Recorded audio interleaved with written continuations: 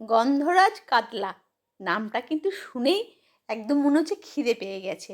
তো চলুন আজকে আপনাদেরকে দেখাবো গন্ধরাজ কাতলা। নামটাও যেমন সুন্দর, খেতেও কিন্তু অসাধারণ হয়, আর একদম গন্ধরাজ লেবুর গন্ধে ভরপুর। তো আসুন আমি কেমন করে রেসিপিটা বানাচ্ছি সেটা আপনাদের সাথে একটু শেয়ার করে নিচ্ছি। মাছগুলোকে খুব ভালো করে নুন মাখিয়ে নেব, হলুদ না, এর কালারটা একটু সাদা হবে। সেই জন্য একটু গোলমরিচ আর নুন দিয়ে ভালো করে মাছটাকে মাখিয়ে নেব। সাথে কিন্তু থাকবে গন্ধরাজ লেবুর রস। এটাকে 10 মিনিট রেখে দেব, তাহলে কিন্তু গন্ধটা ভেতরে ঢুকে যাবে আর সুন্দর একটা ফ্লেভার বেরিয়ে আসবে।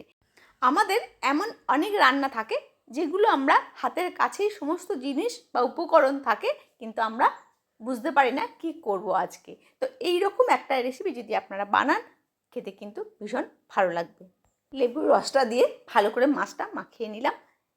মাখানো যখন হয়ে যাবে তখন 10 মিনিট রেখে দেবো। তার আগে আর একবার মাছটা আমি ভালো করে মাখিয়ে নিচ্ছি, আর একটু লেবুর রস দিয়ে, যাতে এটা সম্পূর্ণটাই গন্ধরাজ লেবুর ফ্লেভারটা আসে।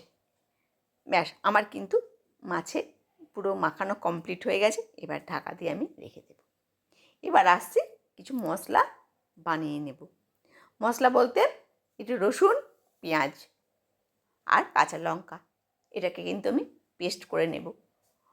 অনেকে কিন্তু রসুন পেঁয়াজ দিচ্ছে না, এটা কিন্তু যার যার নিজের মতো, টেস্টটা কিন্তু অবশ্যই নিজের খাওয়ার মতো। কিন্তু এই পেঁয়াজ রসুনের যে ফ্লেভারটা না খুব ভালো লাগে। আর নেব কিছু কাজু। কাজুরা দিলে এই ঝোলের থিকনেসটা খুব ভালো হয়, সেই জন্য আপনারা চাল মগজের সাথে দিতে পারেন, কিন্তু আমি শুধু কাজু বাটাই দিয়েছি এর সাথে। মশলাটা আমি করে নেব। এদিকে মাছটাকে হালকা করে কিন্তু ভেজেও নিতে হবে, কারণ মাছের মধ্যে আঁচটে গন্ধ থাকে, এটা কিন্তু কাঁচা মাছের হবে না। হালকা কিন্তু আমরা মাছগুলোকে ভেজে নেব। যেহেতু গোলমরিচ দেওয়া আছে, মাছগুলো কিন্তু বেশ লাল লাল করে ভাজা হচ্ছে মনে হচ্ছে কিন্তু দেখে, কারণ গোলমরিচগুলো ওপরে আছে, সেগুলো ভাজা হয়ে যাচ্ছে। তো মাছটাকে আমি ভালো করে ভেজে নিচ্ছি। অনেকে কাঁচা মাছের করেন, বাড়িতে যেমন আপনারা খাবেন, হয়তো কাঁচা খান, অনেকে মানে হালকা হালকা ভাজা খান, অনেকে হয়তো আবার একদম ফ্রাই করে খান।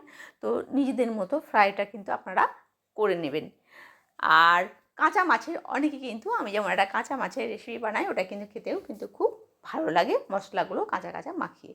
কিন্তু এটার মাছটা আমি ভালো করে ভেজে তুলে নিলাম। ব্যাস, মাছ ভাজাটা আমার হয়ে গেছে।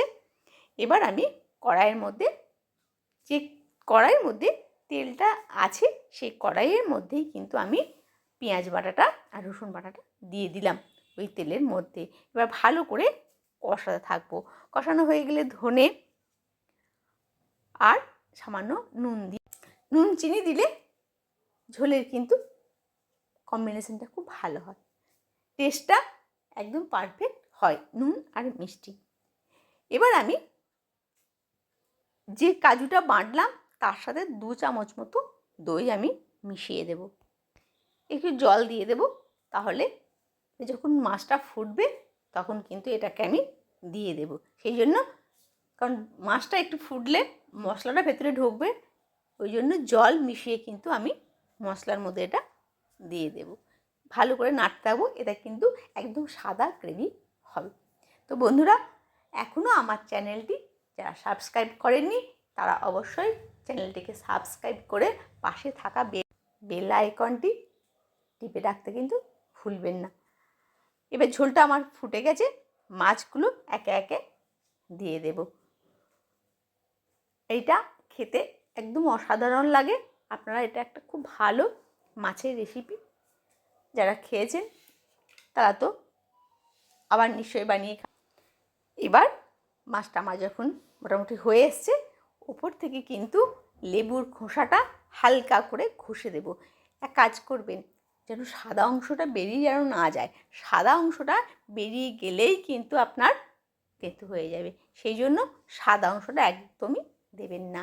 এবার আমি কি করব, 2টো স্লাইস মতো কেটে মাছটা ফুটবে হালকা করে তার উপরে রেখে দিয়ে ঢাকা দিয়ে দেবো। তাহলে এর একটা ফ্লেভার আছে, খুব সুন্দর একদম ফ্লেভার বেরোবে। বেশিক্ষণ কিন্তু রাখবেন না, কারণ তেতো হয়ে যাওয়ার ভয় থাকে। মোটামুটি 5 মিনিট রেখে দিয়ে আমি কিন্তু বের করে নিয়েছি। তাহলে একদম ফ্লেভারটাও সুন্দর আসবে, আর খেতেও কিন্তু খুব ভালো লাগবে। বেশ লেবু লেবু গন্ধ আসে, খুব সুন্দর একটা স্ট্রাকচারও এসে গেছে। এবার আমি এটাকে পরিবেশন করে দেব। তো বন্ধুরা, ভালো থাকবেন, সুস্থ থাকবেন। দেখা হবে আবার নতুন কোনো রেসিপিতে। আমার কিন্তু গন্ধরাজ কাতলা নামটাও ভীষণ অভিনব। তো এই ছিল আজকের আমার রেসিপি। ভালো থাকবেন, আবার দেখা হবে।